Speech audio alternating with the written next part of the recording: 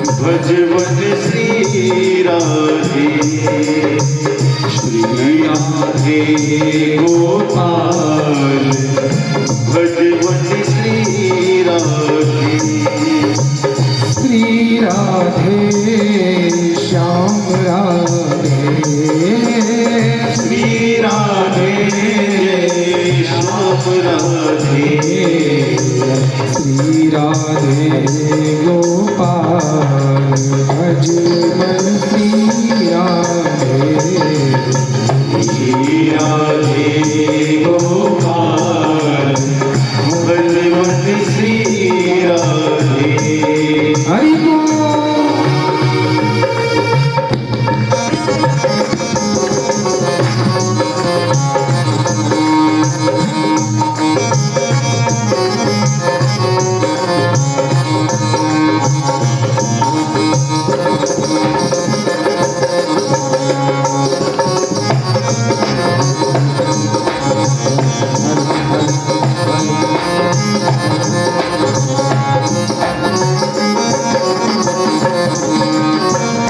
मोर मुकुट पीतांबर धारी, मोर मुकुट पीतांबर धारी, मोर मुकुट पीतांबर धारी, मोर मुकुट पीतांबर धारी, गलवर जयंती पाल, भजवन श्री राधे, गलवर जयंती पाल, भजवन श्री राधे, श्री राधे गोपाल, भजवन श्री राधे, श्री राधे गोपाल, भजवन श्री राधे। श्री राधे।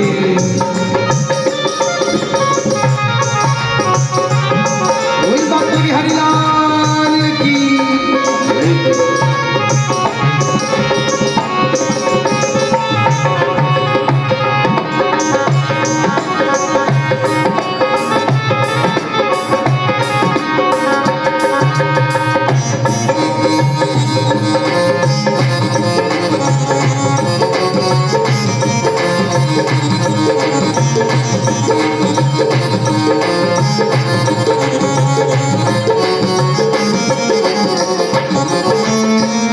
बिरहत वृंदा बिपिन रसीले,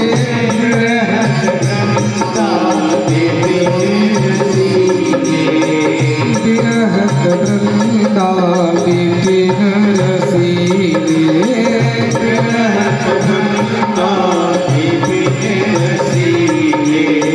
दुगल भैया गाय, भजवन श्री राधे,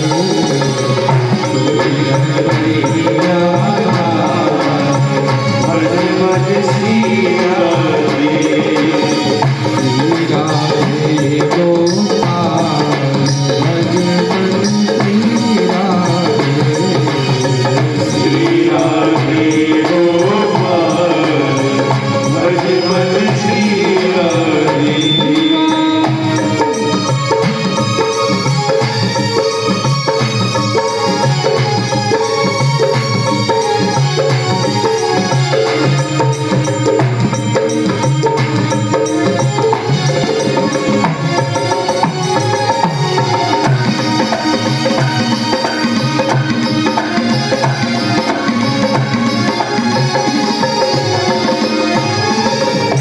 माया रहत चरण पीछे, माया रहत चरण पीछे, माया रहत चरण पीछे। कथा ऐसे नहीं, आपको तो अवसर एक बार और मिल चुका है प्रभु कृपा से। भागवत कहती है, भाग्योदय न बहुजन्म समर्जितेन सत्संगमं लभते पुरुषो यदा वै। भाग्योदयेन बहुजन्म, एक जन्म नहीं, जब बहुत जन्मों के भाग्यों का उदय होता है तब भागवत जी की कथा श्रवण करने में रुचि हो पाती है। करवाने की तो बात बहुत होती है, ऊपर लेवल की, हाँ? खाली मन में विचार आ जाए कि भागवत मुझे सुनना है, जाना है? रुचि बन पाना ये जन्म जन्मांतर के पूर्ण प्रतापों का फल है। मन में भाव बन पाए कि भगवान की पूजा करना है? कर लीजिए। लोग आजकल तो परिवर्तन इतना हो गया, पूजा के लिए समय निकालेंगे, हैं? कभी टाइम नहीं है पूजा के लिए, छुट्टी मिले तब संडे दिन कोई पड़े तब पूजा की जाए, हैं? लेकिन मन में विचार आया कि भगवान की कथा करनी है, तो कल के विषय में न जाए, कल करना अवसर मिलेगा तब भगवान की कथा सुनेंगे। हमें तो लगता है इस कथा का तो चर्चा बहुत समय पहले हो गया था, 2-4-5 महीने पहले कथा डेट समय, विचार आया और तुरंत व्यवस्था हुई, डेट निकली और कार्यक्रम। जब मैंने टीम को सूचित किया तो बोले बहुत जल्दी है कथा बता दिया। कथा तो 2-4 महीने पहले पता चलती है, 4-8 महीने पहले थोड़ी है कि नहीं? टीम के लोग भी अब कंफ्यूज में कि महाराज उस समय कैसी पोजीशन हो, कार्यक्रम कैसा हो, व्यस्तता कैसी हो, है? और आप पहले से बुक कर लेने के इसीलिए तो कर रहे हैं, उस समय समस्या ना पड़े। पहले की बुकिंग हमेशा अच्छी होती है और तुरंत वाला काम खर्चा भी अधिक होता है और आनंद भी नहीं आता है कि नहीं? तो लोगों के हिसाब से तो लोग जल्दी की व्यवस्था करते, कल कर लेंगे, समय है, धन है, कोई समस्या थोड़ी है। लेकिन व्यक्ति आपको अनुकूल मिले ये संभव नहीं है ना, समय के हिसाब से। जिसको हम चाहते वो व्यस्त होगा, हा? तो भगवान की कथा जन्म जन्मांतर के पुण्य प्रतापों का फल है, तब जाकर कहीं भगवान की कथा सुनने में रुचि होगी। और भागवत कथा केवल माध्यम जता सुख सुविधा के लिए नहीं कि नहीं, बहुत आनंद प्राप्त करने के लिए कथा सुन रहे हैं। बहुत दिनों से ऊब गए थे गाने में सुन करके, कथा सुन लेते हैं, थोड़ा और आनंद आ जाएगा। आनंद की दृष्टि से कथा सुनने का कोई फल नहीं। कुछ लोग संगीत के हिसाब से आते हैं, संगीत सुनना है, संगीत अच्छा होगा तो कथा भी अच्छी होगी, है कि नहीं? व्यक्ति अच्छा होगा तो कथा अच्छी होगी, व्यक्ति अच्छा ना हुआ तो क्या करोगे? अगर हम काने होते तो कथा नहीं सुनते क्या? जिसको सुननी होती वो सुनता, हाँ? यदि हम काले होते तो कथा नहीं सुनता क्या? हाँ? कथा स्वरूप को नहीं देखती, कथा तो मन के स्वभाव को देखती। बाबा जी रामचरितमानस में दर्शाते हैं कथा सुनने के लिए क्या होना चाहिए। निर्मल मन जन सो मोहि पावा, मोहि कपट छल छिद्र न भावा। निर्मल मन, अब मन तो निर्मल होता नहीं है। निर्मल मन तभी होता है जब अपने को कोई पीड़ा होती, तब इतना वेदना, इतना भाव बनता है। अगर कष्ट परमात्मा के प्रदत्त हो तो परमात्मा को स्मरण करता है व्यक्ति, अरे नारायण इतना कष्ट हमको देना रह गया था, हा? वो केवल परमात्मा मिटा सकता है, इसलिए स्मरण परमात्मा कह रहा है उस कष्ट को। नहीं तो परमात्मा की आवश्यकता नहीं, अगर मेरे बस में होता है कष्ट को दूर कर देते। जिससे समझने की बात, अगर हमारे हाथ में कोई घाव हो गया हो तो सबसे पहले किसको याद करेंगे? पहले माता जी को। माता जी के पास सारे डॉक्टरों की व्यवस्था हाथ में, सारे इलाज माता जी तुरंत कर देती है। और जब माता जी के पास इलाज नहीं होता है तो कभी डॉक्टर पास सुनो तो डॉक्टर की याद आती है। लेकिन कोई पीड़ा समस्या आ जाए अकस्मात तो कोई परमात्मा की याद करता है क्या? कोई नहीं याद करता है। जब समझ लेते कि व्यवस्था हमारे बस से बाहर है, तब हम उस नारायण को स्मरण करते हैं कि परमात्मा। गजग्राह की कथा आती है ना, उसमें तो यही दृश्य दर्शाया जाता है। लोग समझते अपनी दृष्टि से हैं, लेकिन समझाया यही गया गजग्राह में कि जब नारायण को पहले भजोगे तो परमात्मा हो सकता समय समय पर आपकी मदद करे।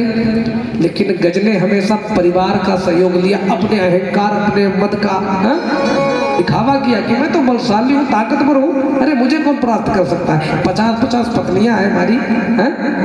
इतने पुत्र हमारे हैं और मैं खुद इतना ताकतवर हूँ, है कि नहीं। लेकिन जब फंस गया ग्राहक के मुख में, तो सारा जोर पत्नियों ने लगा लिया, पुत्रों ने लगा लिया, स्वयं का बल भी हार गया। फिर याद किया नारायण को। तो परमात्मा चलो ग्राहक को तो दर्शन दे भी दिए, लेकिन हमको जो मन के अंदर जो पाप बैठा है, अहंकार बैठा, उसने जो पकड़ के रखा है ना, वो परमात्मा से जुड़ने नहीं देता है। हमारे यहाँ तो लोग अपने हिसाब से परमात्मा से जुड़ते हैं ना, भाव बनेगा। नहीं तो पैसे से भगवान तो मिलते हैं, मार्केट में खरीद लाओ, वो मंदिर में रख लो, आरती उतारो, भगवान खुश। नहीं खुश होंगे, एक टिकट बनवा लेंगे, वो बर्फानी बाबा के दर्शन कराएंगे, प्रसन्न है कि नहीं। रोज बनाने की आवश्यकता भाव की क्या है, एक दिन नियुक्त कर लेते हैं और छुट्टी भी हो गई और सेल्फी भी खींच ली और फेसबुक और यूट्यूब पर अपना छोटा सा शॉर्ट वीडियो डाल दिया, सब देख लेंगे कि भक्ति सवार है कि नहीं।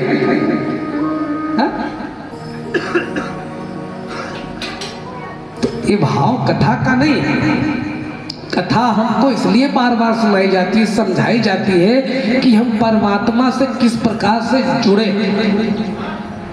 और सोचे कथा में हम स्वाद देखें, हमको समझ में आनी चाहिए। आपके हिसाब से कथा तो नहीं, जो वेदांत संत जो कृपात्री जी महाराज कथा करते थे वो हमारे समझ से बाहर है। कभी आपने मुरारी बापू की राम कथा सुनी हो? आधे लोग समझ पाते होंगे, आधे लोग समझ नहीं पाते होंगे, है कि नहीं। जब उच्च लेवल की कथा होती है तो उसको उच्च लेवल का श्रोता ही सुनेगा,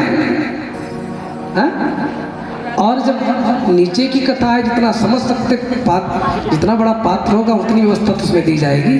तो श्रोता और वक्ता एक जैसे होने चाहिए कि हम कथा समझा रहे, श्रोता समझ पा रहा अथवा नहीं समझ पा रहा। तो व्यास जी ने सुंदर इस ग्रंथ को लिखा है और सबसे पहले महात्मा की कथा आती है। महात्मा क्यों? महात्मा बताने की क्या आवश्यकता है? डायरेक्ट कथा में ले चलते हैं, उतना समय ही बर्बाद होगा। महात्मा का मतलब होता है व्यक्ति विशेष के जानकारी। जब तक पहले हम लोग लिखते थे एक व्याख्या और उससे आता था पहले अन्वय, तो कहते यह फला फला प्रसंग हमारी पाठ पुस्तक फला फला पाठ से लिया गया है, इसके रचयिता ये है। तो इसलिए बताने के लिए कथा का महत्व होता है कि इस कथा के विषय में जब तक आप जानेंगे नहीं तब तक क्या मानेंगे उसको। जब तक तिवारी जी मुझे जानते नहीं थे तब तक मानते नहीं थे। अगर हम मिल भी जाते हैं अकस्मात आपसे, तो क्या आप हमको सीताराम राधे साहब चाय पानी नाश्ता कुछ पूछते होंगे? पंडित जी ऐसे हमारे घर में रहते हैं, ऐसे पंडित रोड पर बहुत घूमते हैं, क्या मानते? जाने बिन होई नहीं प्रीति, बिन प्रतीति होई नहीं प्रीति। जब तक हम किसी को जानते नहीं तब तक मानते नहीं, और परिचय कराने के लिए किसी न किसी का माध्यम होता है। जब तक माध्यम नहीं मिलेगा अच्छा, तब तक परिचय भी नहीं होगा। जब परिचय अच्छा हो जाता है तो संबंध मजबूत और टिकाऊ होता है। संबंध किसी का भी हो, चाहे पति पत्नी का हो, जब तक एक दूसरे को भली भांति जानते नहीं तब तक संबंध मजबूत टिकाऊ नहीं होता है। आजकल लोग जनाया जाता है कि जान लो पहचान कर देते, तो पंडित जी को आपके यहाँ कथा करने की आवश्यकता नहीं थी। अपने घर में सारी बैंक रखते और अपनी आवश्यकता के हिसाब से एटीएम से निकाल लेते, है कि नहीं। भगवान कर्मों का फल आपने अगर कोई पाप कर्म किया, कष्ट है, प्रारब्ध के द्वारा कुछ मिला है, उसको नष्ट करके आपको सुगम, हमारे गुरुदेव कहा करते थे कि कष्ट क्या है और सुख क्या है। तुमने गुरुदेव से कहा कष्ट और सुख, तो बोले सीधी सी बात, आप बैंक मैनेजर हो और आपका पुत्र उस बैंक में कैशियर हो और संबंधी आपके बैंक में ही हो और आपकी पत्नी का अकाउंट उसी बैंक में हो और अकाउंट में जीवन भर 1 रुपया न जमा किया हो। अब महोदय के पास जाओ, बैंक मैनेजर के पास, किस अकाउंट में 2 लाख डाल दो, क्या डाल देंगे बैंक से?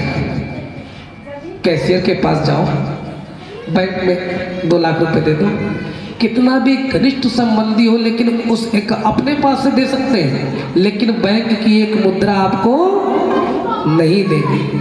उसी प्रकार से परमात्मा आपके जीवन में जो भी कष्ट आए आपके प्रारब्ध द्वारा, आपके स्वयं के किए गए पापों के द्वारा है, तो परमात्मा काट नहीं सकता, लेकिन उनको काटना है तो भगवत भक्ति करिए, अकाउंट में जमा करिए, और जब अकाउंट में आपका सत्कर्म का अकाउंट अधिक हो जाएगा, पाप वाला डाउन हो जाएगा, जहां एटीएम लगाओगे पैसा निकलने लगेगा, है कि नहीं? फिर कहोगे अरे भगवान ने तो सुन ली हमारी। लोग कहते हैं पूर्णागिरि मंदिर गए थे, वहां जाकर तप किया, तब जाकर के पूजा किया, तब एक पोता हुआ। पोता वहां जाने से नहीं हुआ, वहां तक जाकर के जो सत्कर्म करते आप गए हो उसका लाभ हुआ है? स्थान पवित्र नहीं, परम पवित्र है, लेकिन उससे अधिक श्रद्धा जब तक आपके अंदर भाव नहीं बनेगा देव के प्रति, तब तक उसका लाभ आपको मिलेगा क्या? अब जाओ, कई मंदिर ऐसे हैं, चंद्रिका देवी पर बहुत लोगों को बड़ी श्रद्धा है, किसी को नहीं श्रद्धा है। भिखारी तो दिन भर दरबार में बैठे रहते दे दाता के नाम है, तो उनकी एक सुनते हैं क्या? और जो भगत जाता तो उनकी बहुत सुनते हैं, क्योंकि वो दौड़ के श्रद्धा के अनुसार आया है, वो केवल भिक्षा के लिए आया है, और भगत आए और दे, है कि नहीं? भाव की बात है। तो सुंदर महात्मा की चर्चा की है सबसे पहले प्रथम श्लोक में, सच्चिदानंद रूपाय विश्वोत्पत्त्यादि हेतवे तापत्रय अविनाशाय श्री कृष्णाय वयं नमः। सुंदर व्यास जी ने व्याख्या की, सच्चिदानंद रूप, सत माने होता है अविनाशी, जिसने सारे विश्व प्रपंच को बनाया है, सत। और चित माने होता है प्रकाश। संबंध की बात आई, तभी तो अभी संबंध की बात चल रही थी। जब तक हमारा ईश्वर से संबंध है तब तक हम प्रकाशित है। हमारे अंदर ट्यूबलाइट, अंदर तार देखते बल्ब में लगा हुआ है, उसी प्रकार से एक अंदर आत्मा है। जब तक अच्छी कंपनी का काम है इसको समय से बंद करते रहो तो साल भर गारंटी वारंटी मिलती है। उसी प्रकार से भगवत भक्ति करते रहो तो वो ट्यूबलाइट जलती रहती है, और ज़्यादा दुरुपयोग किया तो फ्यूज हो गया। हाँ, कभी कभी नाजायज भी यूज किया जाए तब भी वो चलती है अधिक समय तक, लेकिन भगवत भक्ति दिखा चित्त, चित्त माने प्रकाश। और जब तक प्रकाश, उस परम पिता प्रकाश को किसी को प्रकाश दिखाने की आवश्यकता नहीं। क्या हम सूर्य को प्रकाशित कर सकते हैं? नहीं, लेकिन सूर्य सारे संसार को प्रकाशित करता है। और सूर्य को भी नारायण का स्वरूप, भगवान का स्वरूप दिया गया है ना, नारायण। तो सारे संसार को प्रकाशित करते हैं, लेकिन हम कितनी भी आरती उतारें, कितनी भी लाइट जलाएं, इस समय सूर्य के आगे सब डाउन, उतना प्रकाश नहीं दे सकते। और जब अंधेरा होता है तो हमारा प्रकाश काम करता है। तो उस परमात्मा से जब तक हम जुड़े हैं, जब तक जुड़े रहेंगे, तब तक हम प्रकाशित हैं। सतचित और आनंद, हाँ? आनंद का मतलब क्या होता है? बहुत अच्छा भोजन भंडारी बाबा ने बनाया, थोड़ी प्रसन्नता के, बड़ा सुंदर भोजन, आनंद आ गया महाराज, हैं? या बहुत सुंदर गाना बजाया, संकीर्तन किया, आनंद आ गया, इसको आनंद नहीं कहते। तो आनंद की व्याख्या क्या की है? सुंदर, बड़ी सुंदर शब्दों में कहा। आनंद है क्या? खाना पीना सोना गाना नाचना ये आनंद नहीं है। आनंद तो बाबा जी के शब्दों में, जो आनंद सिंधु सुख राशि, जो आनंद सिंधु सुख राशि, सी करते त्रहे लोक सुपासी। जो आनंद सिंधु सुख राशि, करते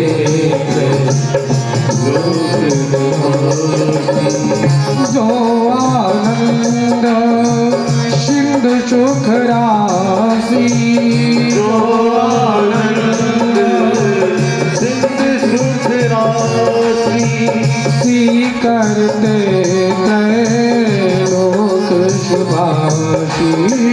सी करते गए लोक सुभाषी। जो आनंद सिंधु सुख राशि, जो आनंद सिंधु सुख राशि, सी करते गए लोक सुभाषी। सी करते गए लोक सुभाषी।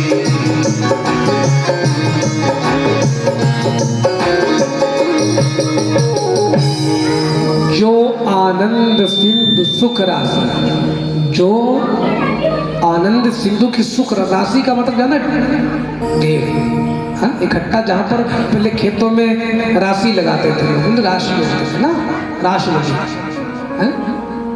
सिंधु सुख की संसार में छोड़ा है और उसको पाकर के त्रैलोक के सुखी होता है। उसमें कितना आता होगा जन सीकर में? केवल किंचित मात्र, और उसको पाकर के त्रैलोक के सुखी होता है। अगर वो पूरी राशि परमात्मा प्रदान कर देता तो है? आनंद ही आनंद होता।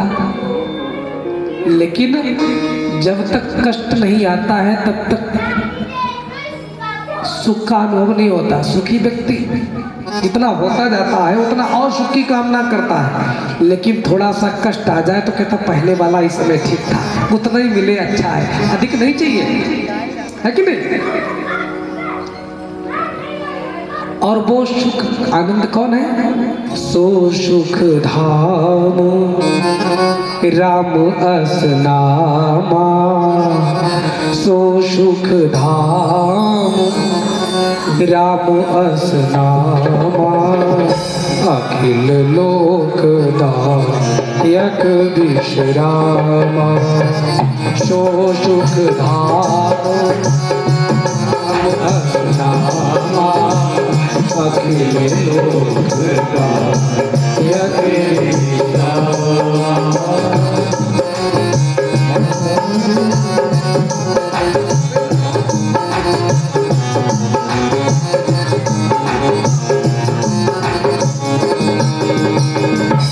वो कौन है? सो सुख धाम राम अस नाम। राम कृष्ण वही है जो आनंद कृष्ण के नाम में है, राम के नाम में है। समझने और सुनने की स्थिति होनी चाहिए। राम का नाम देखिए, आज तक इतने प्रतापी बड़े बड़े राजा हुए, स्वयं राम जी के पिताजी दशरथ जी बड़े प्रतापी राजा हुए, देवासुर संग्राम किया, इंद्र के साथ जाकर युद्ध किया, लेकिन जब कभी राज्य करने की बात आती है तब लोग कहते हैं राज्य हो तो राम राज्य हो, राम राज्य की स्थापना होनी चाहिए, राजा हो तो राम जैसे हो, हैं? कृष्ण जैसे राजा की आवश्यकता नहीं किसी ने जानी। किसी ने दशरथ जैसी कामना नहीं की, लेकिन राम जैसी कामना सभी करते हैं। राजा हो तो राम है। राम जी ने प्रजा के सुख के लिए जीवन यापन किया। प्रजा ने जो चाहा वो राम ने किया, लेकिन कृष्ण ने ना, आप तो कामनाएं लाते ही रहोगे, हमें तो अपने हिसाब से करना है जो सही है। राम ने अपने सुख को नहीं देखा, राम ने प्रजा के सुख को देखा।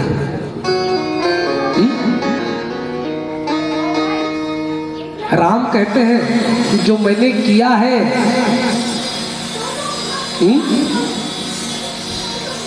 वो करो तो कल्याण हो जाए। जो मैंने कहा है, राम जी ने बात बहुत बड़ी कही है, उसको कोई पालन नहीं कर सकता है? और कृष्ण कहते हैं जो मैंने समय समय पर लीलाएं कही है, उनको आप स्मरण करिए। अगर मैं कहूंगा मेरे जैसा करो, गोवर्धन उठा लो, उठा पाओगे? हैं? तो भगवान के कहने और करने पर चलिए। लेकिन राम जी ने उपदेश बहुत उच्च लेवल के दिए। उपदेश नवदा भक्ति का प्रसंग आता है, समझाया है। अगर उनका पालन व्यक्ति करे तो कल्याण होगा, नहीं होगा? लेकिन करना ही नहीं चाहता। तो प्रथम सच्चिदानंद रूपाय विश्वोत्पत्त्यादि हेतवे तापत्रय विनाशाय।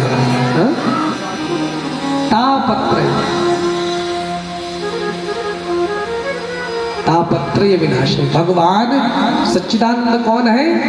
जो जगत की उत्पत्ति करते हैं, पालन करते हैं और समय आने पर संहार करते हैं। तीनों तापों को नष्ट करते। कोई भी तीनों तापों से हर प्रकार से ग्रसित है? कोई मन से, कोई धन से और कोई तन से। लेकिन ये तीन ताप कहाँ नहीं आए? राम जी के राज्य में। दैहिक दैविक भौतिक तापा राम राज्य का नहीं जापा।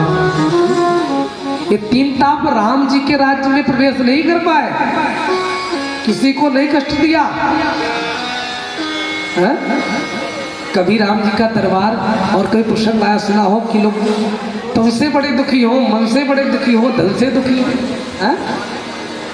लेकिन वहाँ राम जी के लिए सभी दुखी थे, शरीर से कोई दुखी नहीं था है?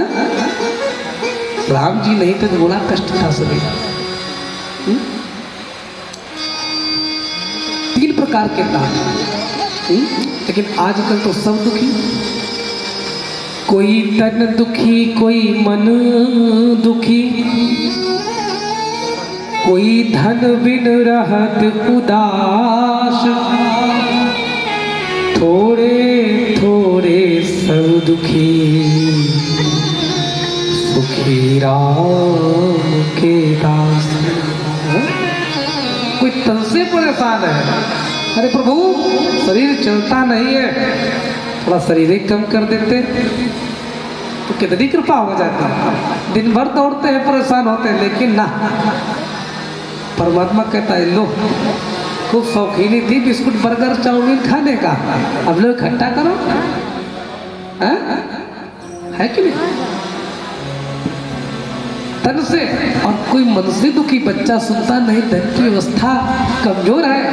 अगर धन होता तो मन भी बहुत अच्छा लगता, इतनी बढ़िया सेवा भगवान की करता, ठाकुर जी की सुंदर कथा सुनता।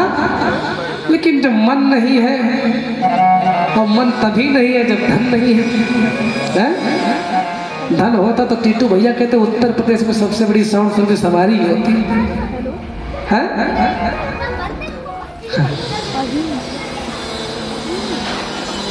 और धन के बिना मन नहीं। लेकिन सुखी तभी हो। सबसे बड़ा धन क्या है? राम का भजन, राम का कीर्तन है ना। कबीर जी कहते हैं, कबीरा सब जग निर्धना, धनवंता आइए एक बार भगवत भक्ति करते हैं, भगवान से संबंध जोड़ना जरूरी है। जब तक मन से प्रभु का स्मरण नहीं करेंगे, प्रभु से तार जुड़ेगा नहीं, तब तक धन इकट्ठा भी नहीं होगा ना। तो आइए दो बार प्रभु का स्मरण करते हैं, भगवान से संबंध जोड़ते हैं, फिर कथा प्रवेश करते हैं। मेरा तार हरि से जोड़े ऐसा कोई संत मिले, मेरा तार हरि से जोड़े ऐसा कोई संत मिले, मेरा तार हरि से जोड़े ऐसा कोई संत मिले, मेरा तार हरि से जोड़े ऐसा कोई संत मिले, मेरा तार हरि से जोड़े ऐसा कोई संत मिले, मेरा तार हरि से जोड़े ऐसा कोई संत मिले, मेरा तार हरि से जोड़े ऐसा कोई संत मिले, ऐसा कोई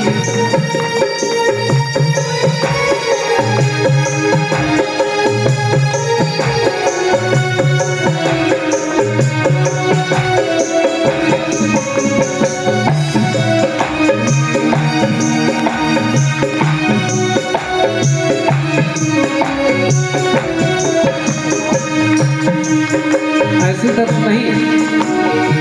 सभी के यहाँ तार जोड़ने की व्यवस्था परमात्मा ने सबको अच्छी दी है। शुद्ध और तारा लक्ष्मी पापियों के घर हो,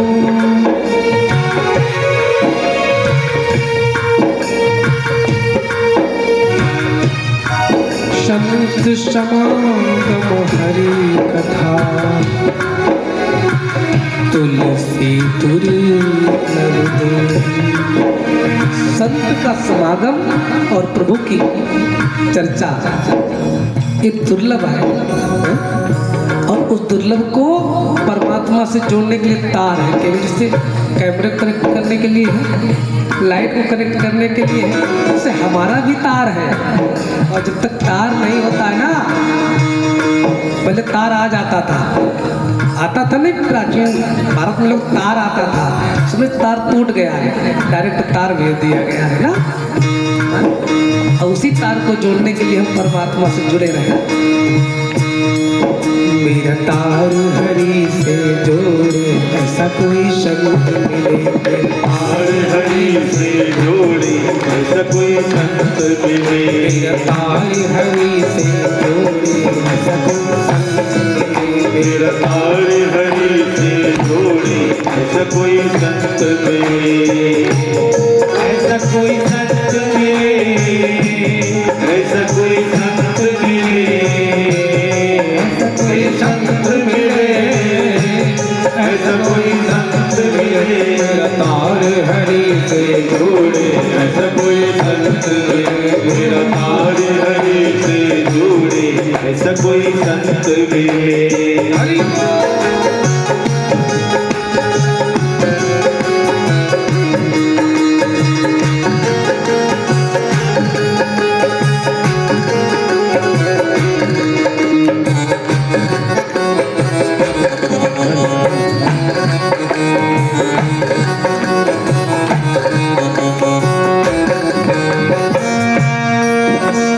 संत दरस के बड़े ही महत्व, संत दरस के बड़े ही महत्व, संत दरस के बड़े ही महत्व, संत दरस के बड़े संत समागम दुर्लभ जग में संत समागम।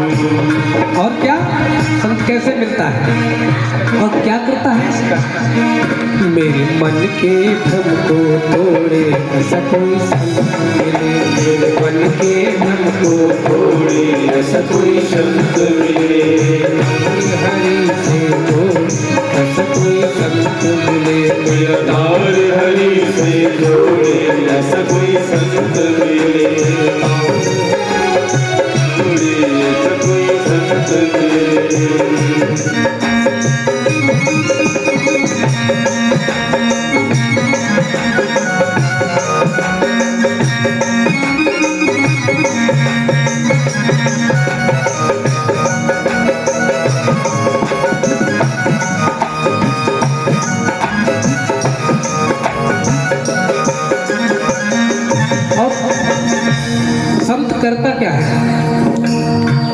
का माया से जो दूर हटाए, मन का जो अज्ञान मिटाए, मन का जो ज्ञान मिटाए, माया से जो दूर हटाए, माया से जो दूर हटाए, मन का जो अज्ञान मिटाए, मन का जो ज्ञान मिटाए।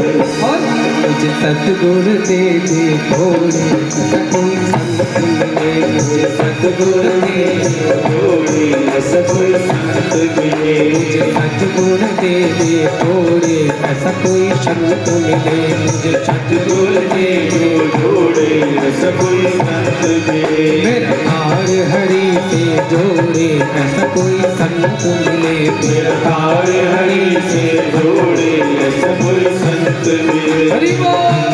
ऐसा कोई संत मिले, ऐसा कोई संत मिले, ऐसा कोई संत मिले, ऐसा कोई संत मिले, और हरि से जोड़े, ऐसा कोई संत मिले, और हरि से जोड़े, ऐसा कोई संत मिले, और हरि से जोड़े, ऐसा कोई संत मिले, और हरि से जोड़े, ऐसा कोई संत मिले।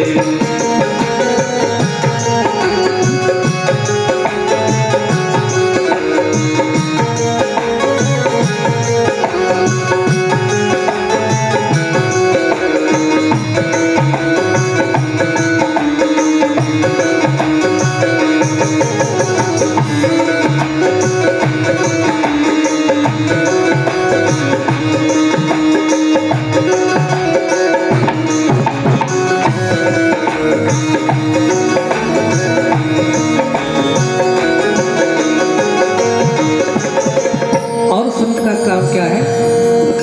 संत को करना क्या है? वह जब आएगा हमारे द्वार पर तो मैं क्या करेंगे? मुझे अपनी पहचान करानी ना उसको। निज में निज का बोध करा दे, निज में निज का बोध करा दे, निज में निज का बोध करा दे, निज का बोध करा दे, हर बात हर हर सुना दे, हर हर सिखला दे, हर से हर से मिला दे, हर से मिला दे, और मेरी सीधी बात करा दे, ऐसा कोई संत मिले, मेरी सीधी बात करा दे, ऐसा कोई संत मिले, मेरा तार हरि से जोड़े, ऐसा कोई संत मिले, मेरा तार हरि से जोड़े, ऐसा कोई संत मिले, मेरा तार हरि से जोड़े, ऐसा कोई संत मिले, मेरा तार हरि से जोड़े, ऐसा कोई संत मिले, ऐसा कोई संत मिले,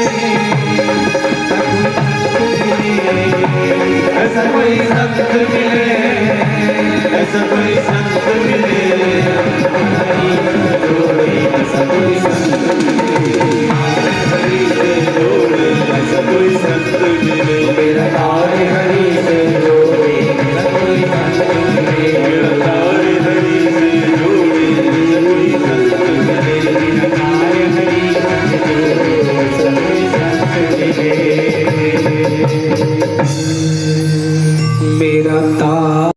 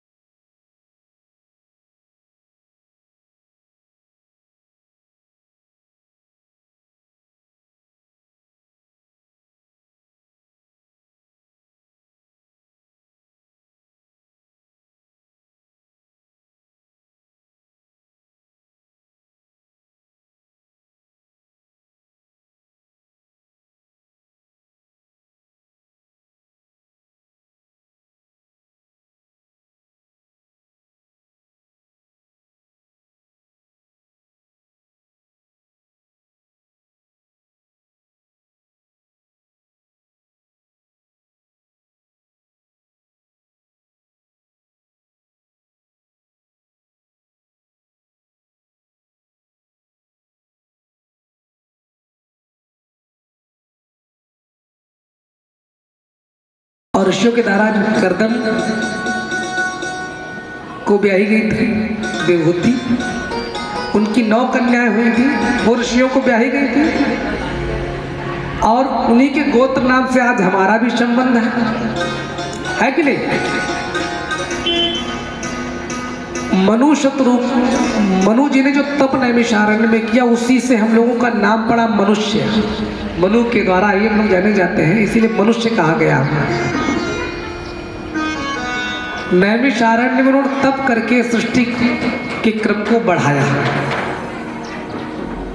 उस धराधाम पर चल रहे हैं जहां पर 88,000 ऋषिगण विराजमान है। और ऐसे संत नहीं है आजकल वाले। आजकल के संत तो बहुत बुराई नहीं करता, लेकिन संत को अच्छा बनाने के लिए पहले तो गृहस्थ को संत अच्छा बनना पड़ेगा। गृहस्थ भी अच्छा संत होगा तभी तो बाहर का संत अच्छा होगा। अब आप कहोगे कैसे? अच्छा, भगवान ने संतों के अलग जन्म देने की इस व्यवस्था तो बनाई नहीं, अलग डिपार्टमेंट हो इनका। संत आते कहाँ से? इनको जन्म कौन देता है? माँ देती है ना। और माँ तो इस संसार में ही होती है, संतों के संसार में माँ नहीं होती।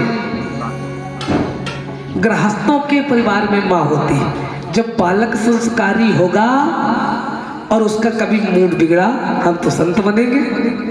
जब संस्कारी होगा तभी तो संस्कारी संत बनेगा।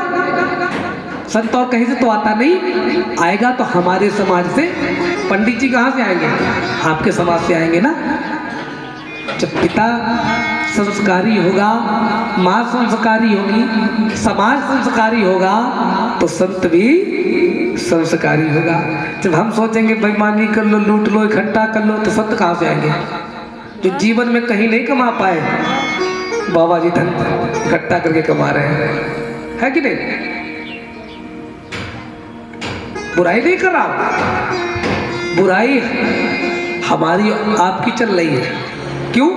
जब हम संस्कारी नहीं तो संत पर दोष देने की बात नहीं कर सकते। संत तो निकला इसी समाज से है। और जब हमने संस्कारित अपने बालकों को नहीं किया तो संत पर उंगली नहीं उठा सकते ना। जब पहले शिक्षित हमारे बालक होंगे तब आगे की पीढ़ी में संत जो आएंगे वो संस्कारी होंगे। तो आजकल संत कैसे हैं? संत फिरे गली गली, चेलो दीक्षा लियो। स्वर्ग जाओ चाहे नरक जाओ, बस हमें रुपया दो। संत आजकल दीक्षा देता है, आ चेला बन जाओ हमारे, आप शिष्य बन जाओ। अच्छा लिया आपने? नहीं लिया, जबरदस्ती से दीक्षा। क्यों दिया? क्या संत का कल्याण हो जाएगा इससे? ये जजमान का, ये चेला, जबरदस्ती गुरु है। हम तो गुरु बनते ही नहीं, लेकिन फिर भी हमारे चेला हो जाते हैं। ऐसे ऐसे चेला बिल्कुल तबाही मचाए संसार में।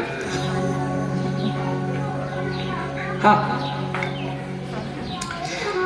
संत दीक्षा इसलिए देते कि चेला ज्यादा बनाएंगे और गुरु पूर्णिमा में पूजा करने आएंगे, दक्षिणा भी ज्यादा चढ़ाएंगे। और दक्षिणा चढ़ाएंगे तो हमारी गाड़ी 4 पहिया आ जाएगी, आश्रम में एसी लग जाएगी, आश्रम बड़ा हो जाएगा। बिना धन के तो होगा नहीं। और हमें लगता बिना कमाई, बिना फैक्ट्री, बिना व्यवस्था के जितना संत संपन्न है इतना गृहस्थ संपन्न नहीं है। बाबा जी रामचरितमानस में कहते उत्तराखंड में, तपसी धनवंत दरिद्र ग्रही, है कि नहीं? तपसी धनवान है, और जो धनवान हुआ करते वो निर्धन हो गए, है कि नहीं? हम अपनी बात नहीं कर रहे कि हमने संत विरोध में ऐसी वाणी बोल दी। बाबा जी की बात है, तो इसलिए सुधरने की जरूरत हमको है। संस्कारी जब हम स्वयं में होंगे तब किसी को दोषारोपण दे सकते हैं। किसी को कहना नहीं कि ऐसा इसका स्वभाव अच्छा नहीं, ये व्यक्ति अच्छा नहीं, कैसे कह सकते हैं? अपने आजकल देखो बच्चों को इंग्लिश मीडियम पढ़ाया जाता है, बड़ी अच्छी बात, पढ़ाइए, बहुत सुंदर बात। जब तक किसी की भाषा शैली को नहीं जानेंगे तब तक आपको समाज में जाना है, निकलना, बड़ी अच्छी बात। लेकिन जब तक हम उनको हिंदी नहीं सिखाएंगे, प्राचीन भारत में लोग संस्कृत में बात करते थे। आजकल पंडित जी गणानंद गणपति हवा में क्या बोल के जाते पता है किसी को? कौन सा मंत्र बोला, काहे बोला, किस लिए बोला, और झगड़ा करे दक्षिणा कम दिया। क्योंकि जब आपको मंत्र की वैल्यू नहीं पता तो आपको उसके महत्व नहीं पता, तो दक्षिणा क्या महत्व समझोगे आप। जब तक आपको पता है एसी का केबल यहाँ तक आया है, इसमें ठंडी हवा आती है, वो चाहे 2000 रुपया मीटर मिले, है? आपको उसकी आवश्यकता है इसलिए आप लगवाओगे। मंत्र की आपको आवश्यकता है नहीं, जरूरत खाली उतनी देर है जब तक फेरे घुमाने हैं, है कि नहीं? और बाद शादी अच्छी चले या न चले, ढोल भोपा बजी गया दरवाजे तक, लोग तो जान ही गए, प्लेट में खाना खा लिया, मंत्र की क्या वैल्यू है? बजा लिया, काम खत्म। अब बाद में भोपा जो बजवाया था वो इतना बजता है मोहल्ला भर जानता है कितना भोपा बजा है, क्योंकि एक का भोपा वहां पर स्टार्टिंग पे आपने बजा दिया, मंत्र का स्थान है। ब्राह्मण धन मांगता है वो अपनी योग्यता, किसी मंत्र की आप दक्षिणा दे सकते हैं क्या? आप अगर इंजीनियरिंग करने जाते हैं, पढ़ने जाते हैं, तो आपकी फीस लगती होगी, खर्चा करते होंगे, जब नौकरी लगती सब वसूल में सैलरी आती होगी ना। अब गुरुकुल में पंडित जी पढ़ने जाते हैं, इन्होंने भी तो फीसें जमा की होगी, इनके पिताजी ने, इन्होंने भी मेहनत की होगी। वहाँ तो गोबर गाय का उठाना पड़ता है, दिन भर खुरपी लेकर घास तक छोड़नी पड़ती है, फिर गुरु की लंगोटी छाटनी पड़ती है? और फिर कहीं एक मंत्र महीने भर में याद कर पाते हैं, और वो इसलिए याद करते कि आगे समाज को कल्याण करेंगे, समाज के लिए अच्छा कार्य करेंगे। और जब समाज में आते तो 10 रुपया दक्षिणा के लिए रहता है, तो कहते हैं गुड़म गुड़म स्वाहा, है कि नहीं? और जब स्वाहा करता है तो पंडित जी का उधर रोड पे चालान हो जाता है, पुलिस वाला करता है चालान, तो कहते हैं स्वाहा कमाई स्वाहा कह लियो, स्वाहा करके आए और स्वाहा चला गया, है कि नहीं? तो दोनों को चाहिए, जजमान को भी चाहिए कि मंत्र की जानकारी हमको हो। जब तक अपने धर्म के बारे में नहीं जानेंगे, लोग हनुमान चालीसा के विषय में नहीं जानते, और बात करो तर्क कुतर्क करने बैठ जाएंगे, पुराण शास्त्रों की उपमा देंगे। कितने पुराण शास्त्र घर में किसके बताओ? हम तो कहते रामचरित मानस आजकल निकल आए, लोगों घर में बड़ी बात नहीं है, रामचरित मानस लोग नहीं रखते हैं, और भागवत पुराण की तो बहुत बड़ी बात। प्राचीन भारत में लोग रामचरित मानस अपने घर में रखते थे और एक सामूहिक आयोजन करते थे, मोहल्ले को इकट्ठा करते थे, पढ़ाते थे, पढ़िए आकर के रामचरित मानस का आयोजन किया। आजकल मंडली बुलाते हैं किराए पर, मतलब संगीत में। पढ़ना भूल जाएंगे, नई पीढ़ी रामचरित मानस नहीं पढ़ पाएगी। हम देखते हैं नई पीढ़ी को अगरबत्ती देते हैं ऐसे घुमाने के लिए, वो ऐसे घुमाता है, उसको क्रम नहीं पता। रामचरित मानस क्या पढ़ेंगे? फिर कहते व्यवसाय बना लिया है पंडित। व्यवसाय किया किसने? आप पढ़ना नहीं जानते हो ना, अंग्रेजी आपको नहीं आती इसीलिए तो कोचिंग करते हो, कितना पैसा देते हो। जब संस्कृत आपको नहीं आएगी तो पैसा ठगेंगे ही, जब आप जानोगे तभी तो बेवकूफ नहीं बनाएंगे ना। तो गलती तो हमारी है ना, दोस्त क्यों किसी को दे रहे? आपको अपनी विद्या, अपनी ज्ञान पर भरोसा नहीं, अपनी व्यवस्था पर भरोसा नहीं, अपने संस्कार पर भरोसा नहीं, दूसरे के कल्चर को अपना रहे। आजकल हम देखते हैं जहाँ दुकान पे जाओ एक बुढ़ा बैठा रहता है, उसको लाखन बुढ़ा बोलते हैं, कछुआ ऐसे वो बनाए, तो हमको पता ही नहीं थे कौन से देवता है, तो सोचते खिलौना होगा ये समझते थे। लेकिन दुकान में पूछा भैया ये छठवा लिए कौन खड़ा है, तो पहले हरिद्वार गए थे, वहाँ पर एक लस्सी की दुकान है, वो टोपी लगाकर उसी तरीके से लोग बैठते, लस्सी फेमस थी वहाँ की हरिद्वार में। अभी नहीं पता चोटी वाले कुछ ऐसे करके है, तो हमको वही लगा उन्हीं की फोटो कापियाँ लगी है, वो भी मोटे मोटे बैठते थे, पाउडर वाउडर लगा के खूब अच्छा से। हाँ अभी बैठते हैं। काफी से कुंभ में गए थे, हमको लगा तुम वही समझे, तुमने पूछ दिया तो बोले चाइनीज भगवान है। हम कई वाह, अपने भगवान कम पड़ गए, चाइनीज भगवान मार्केट में यहाँ बिकने लगे, मुड़का चाइनीज। और हम पहाड़ों पर जब भी गए थे नैना देवी का दर्शन करने, तो वहां पर हमने देखा मेढक का अचार मिलता है, वहां लिखा शुद्ध मेढक का अचार। संसार देखो, जब देखा तुमने कहा है तो खाना भी खाना मुश्किल है। जब मेढक का अचार मिलता है तो पता नहीं कौन कौन बेच रहे हैं व्यवस्था। एक दिन में यात्रा पूरी करके वापस आ गए, दूसरे दिन की यात्रा नहीं रही। तो ये व्यवस्था ऐसी होती है। तो इसीलिए जानकारी जरूरी है, अपने धर्म के प्रति जानो और अपने बच्चों को एक दिन हफ्ते में दीजिए, उनको रामचरितमानस के विषय में जानकारी दो। जो श्रद्धा राम की त्रेता में लोग रखते थे, वही निष्ठा श्रद्धा आज भी लोग उसी श्रद्धा के साथ राम को स्मरण करते, गाते हैं, गाते हैं। हाँ?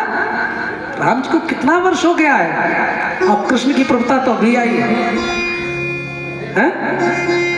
हम राम जी के लिए मंडली का आयोजन करते, अच्छी बात है, संगीत अच्छा लगता है, विरोध नहीं करते, उनका कर्म उनके भी आय के मार्ग है उनके। लेकिन आप जब तक जानोगे नहीं तब तक आपकी श्रद्धा कैसे जागेगी? है? आपको भी तो पढ़ना आना चाहिए। अब भागवत नहीं पढ़ सकते आप तो मजबूरी है, लेकिन आपको भागवत उतना अध्ययन तो करना ही चाहिए कि कौन प्रसंग, कौन पात्र, कैसी कथा है, उस विषय में जब तक आपको जानकारी नहीं तो कथा समझेंगे कैसे?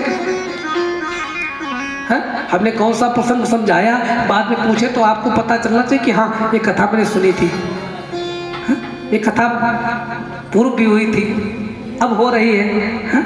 जब तक हमारा भाव नहीं बनेगा कथा के प्रति तो जानकारी नहीं होगी। जानकारी जब होगी तो भाव भी बनेगा। तो नैमिषारण्य में आते हैं, 88,000 ऋषिगण विराजमान है और उनके मध्य आगमन हुआ किनका? सूत जी का। सूत जी की आयु कितनी है? 20 वर्ष की। और ट्रांसफर पत्नी को हो जाता है, लेकिन तप करने पर कोई बंटवारा नहीं है। प्राचीन भारत में लोग तप करते थे।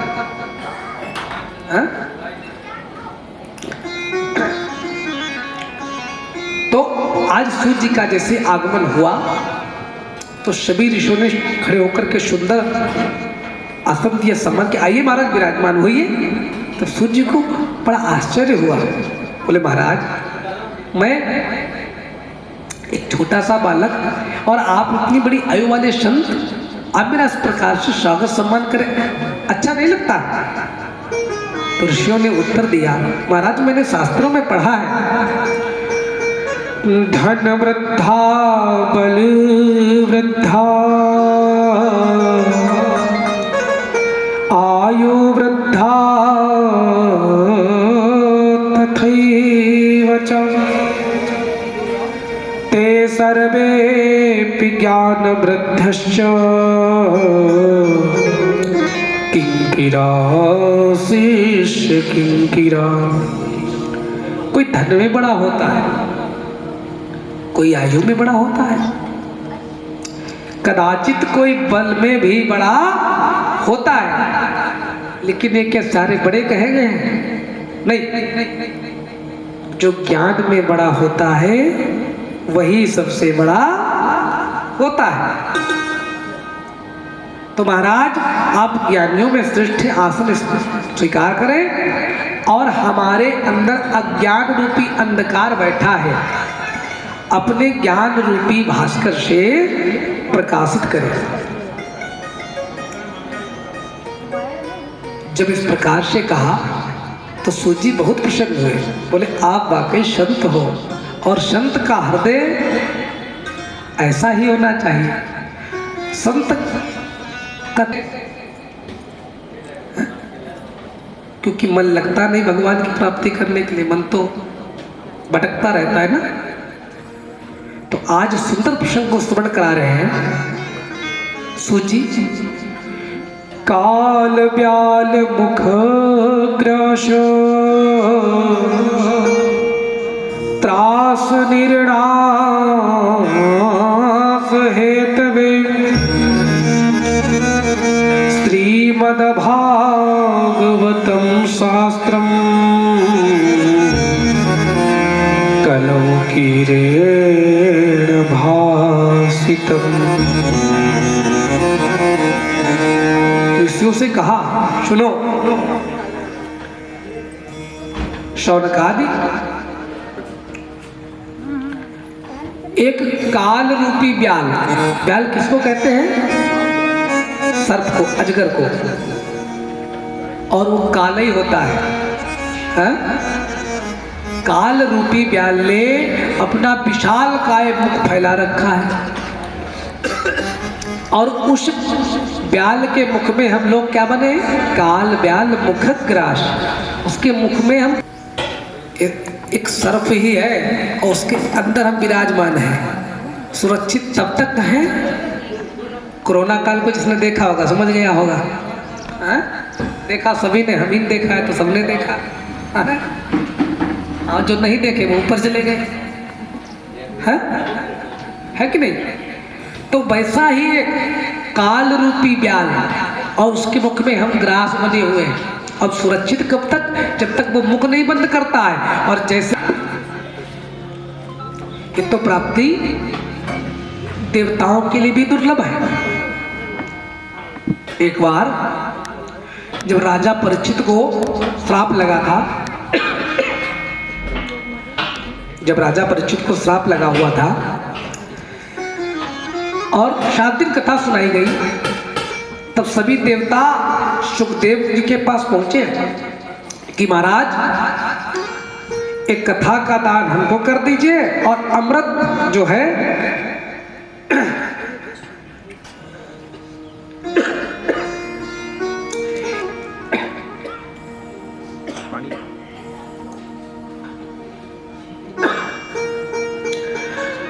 अमृत राजा परीक्षित को पिला दीजिए, और भागवत जी को आप हमको प्रदान कर दीजिए।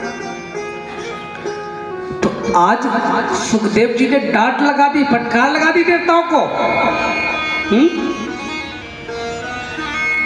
अरे कोई मूर्ख ही होगा जो कांच के बदले में मणि दे देगा।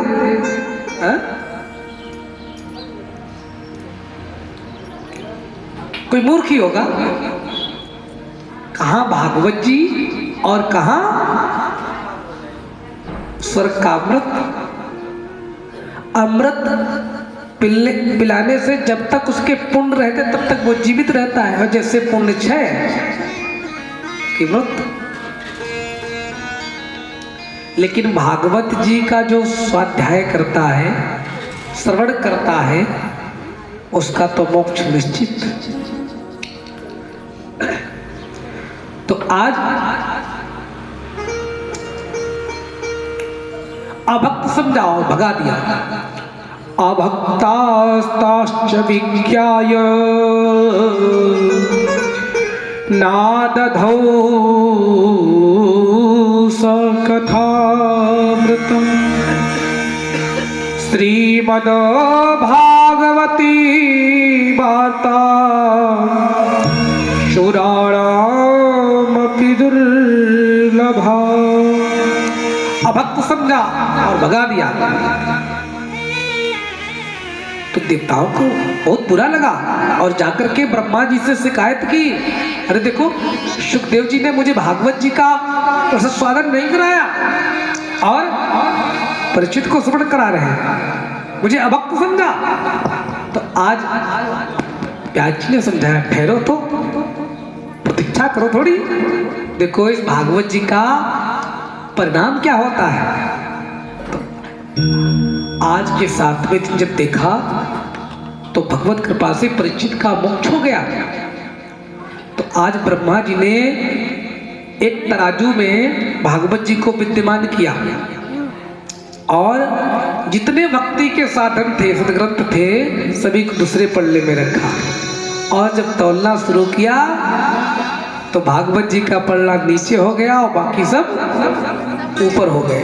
जो हल्का होता है वो ऊंचे हो जाता है, और जो वजन होता है वो नीचे हो जाता है ना।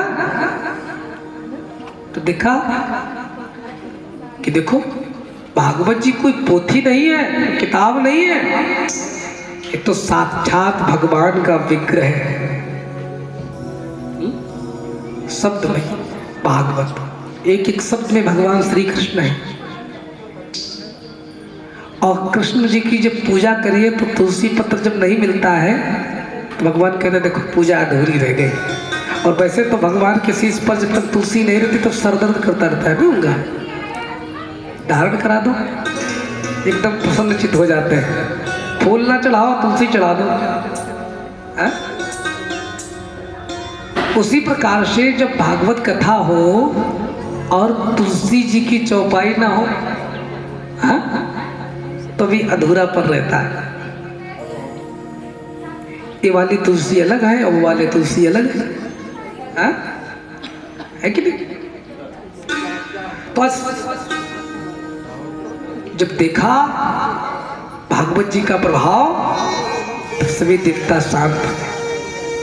आज शांत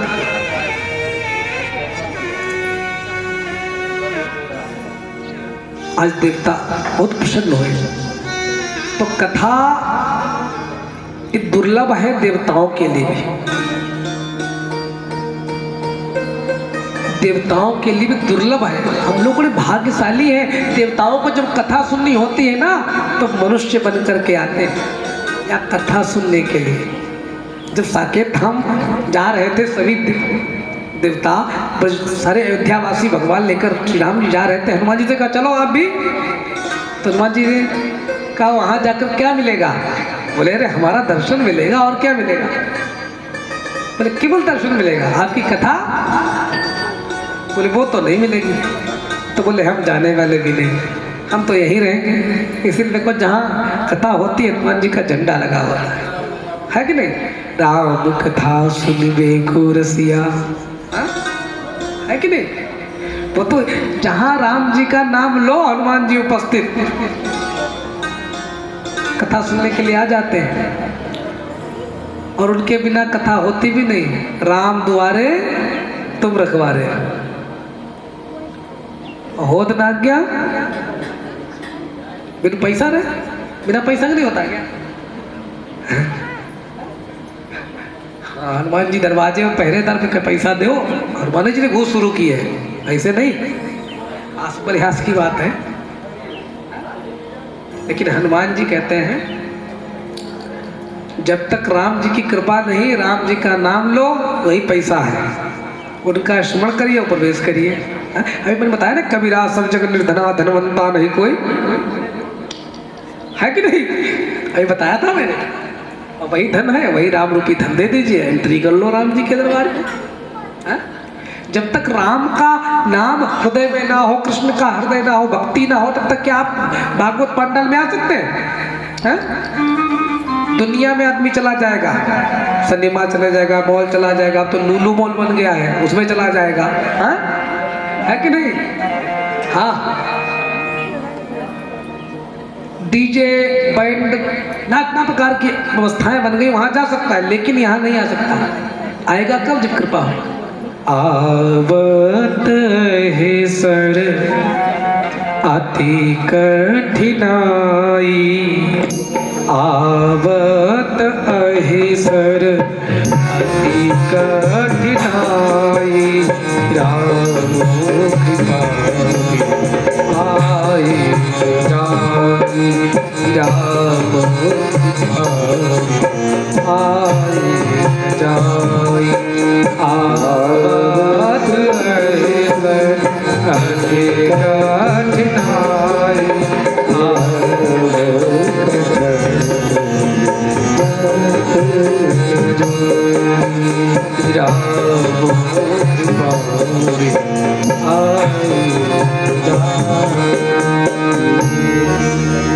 आवत अहिसर अति कठिनाई।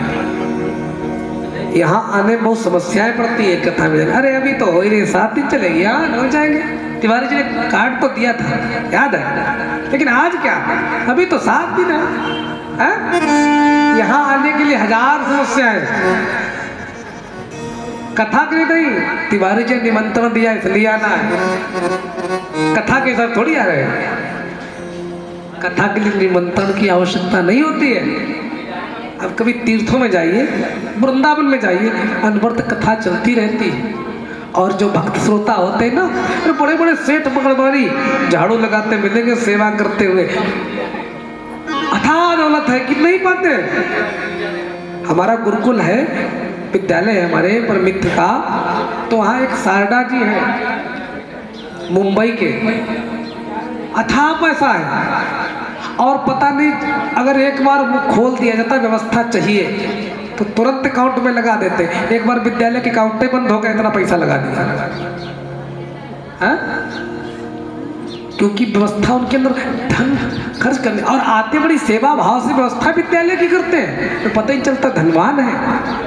थोड़ा सा हमारे पास हो जाता तो हम अहंकार करते हैं। तो ये व्यवस्था भगवत प्राप्ति से मिलती। जब आप धन को सदुपयोग करते रहेंगे, बुद्धि निर्मल होती जाती, तब अहंकार छूट जाता है। मैंने कमाया, अरे मेरा क्या है, सब प्रभु का है। जब प्रभु को समर्पित करते रहोगे, जरूरी पंडित जी को सब दे दो, यहाँ नहीं चढ़ाने के लिए बोल रहा हूँ।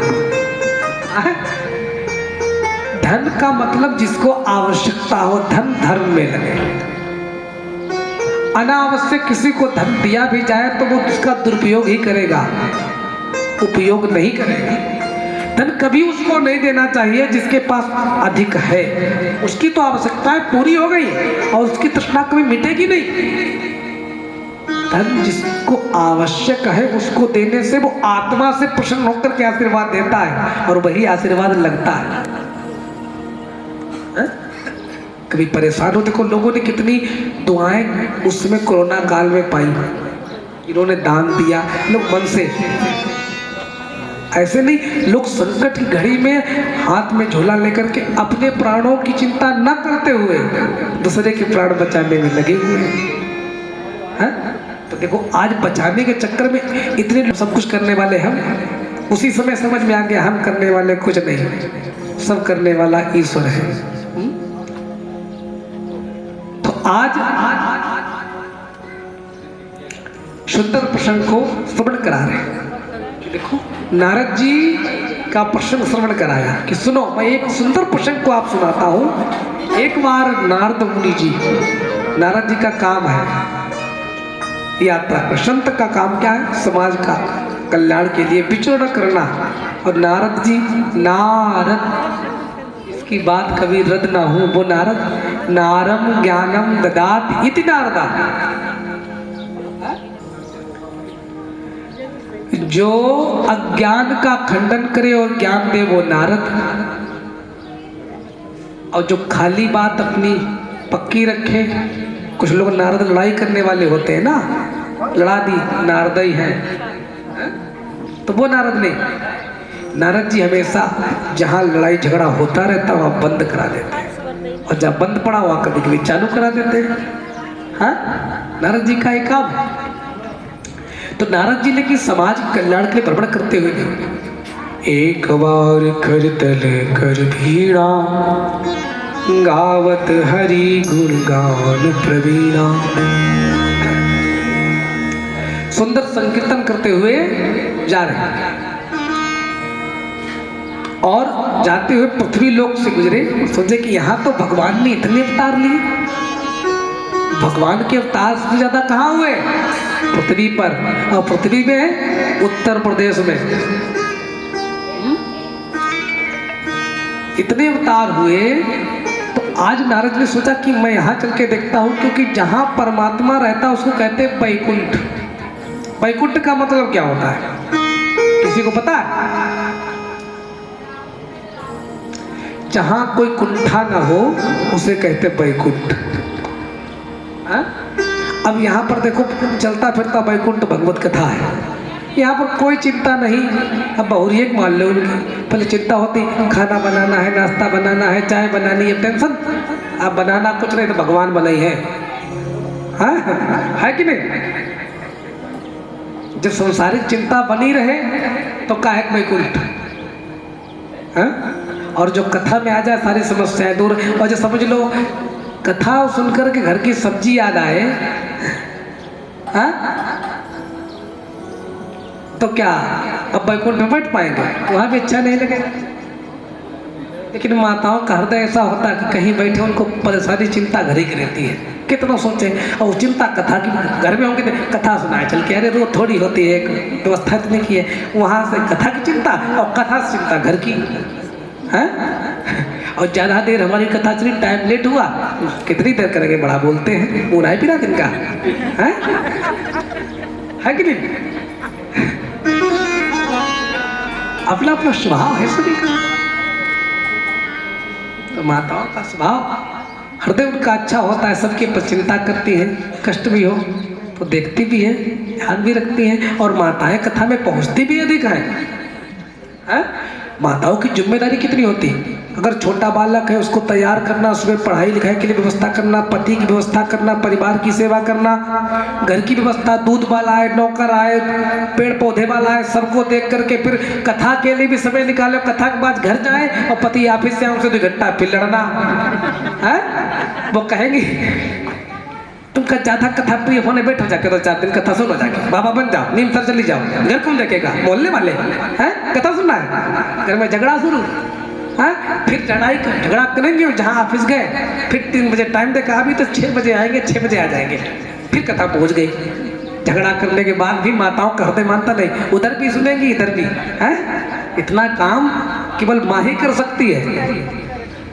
पुरुष को इतनी जिम्मेदारी दे दो, घर में छोड़ के हफ्ते भर चली जाए तो कूड़ा दाना अलग भरा पड़ा, बर्तन अलग इकट्ठे हैं, चाय वाला व्यवस्था, बर्तन अलग गड़बड़ हो गया, बच्चा ड्रेस सब गंदी, बच्चा खड़ा है।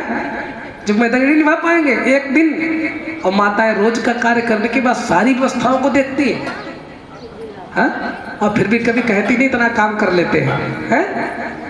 और एक दिन पुरुष कर दे तुम बता कितना काम करते, 24 घंटा फिर करते, खाली थोड़ी बैठे दिन में टेंशन देती रहती हो, है कि नहीं। पुरुषों का फिर भी उनका भी जो भार आता है उसको भी स्वीकार करती है और साहस। धन्य हमारी भारत की माताएं। न मानो विदेश चले जाओ, देखा जाओ कि वहाँ की माताएं तुरंत स्टाम्प पेपर लिए घुमाई करती हैं, जहाँ झगड़ा किए और चटपट साइन करो जाओ है कि नहीं। साइड काम करने थोड़ी आए है कि नहीं। और यहाँ बेचारे माता जी को बुलाया जाता कि आप हमारे घर की लक्ष्मी हो, महारानी बन के रहोगे, बेचारी नौकरानी बन जाती है, महारानी तो कब हो नहीं खाली कहा कि नहीं, महारानी मलकिन हो घर की, तो जिम्मेदार। तो बेचारी मलकिन करके चपरासी की व्यवस्था करवाना है, दिन भर मलिकाता में करती है कि नहीं। माताओं की व्यवस्था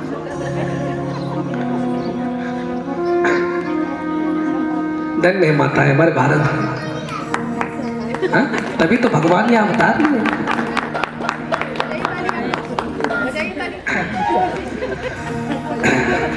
सीधे पत्रिका धाम की ओर जा रहे थे, बद्रीनाथ धाम की ओर, और उधर से शनकादि ऋषि आ रहे थे, सनक सनंदन सनातन शरद कुमार।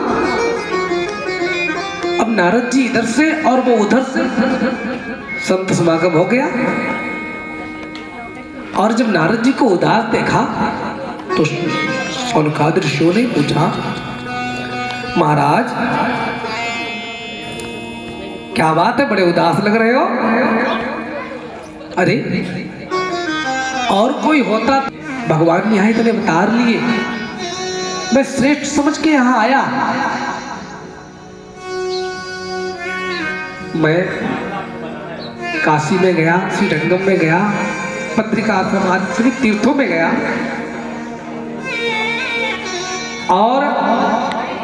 और जब मैं वृंदावन में गया तो मैंने एक दृश्य देखा कि वहां एक स्त्री बैठी है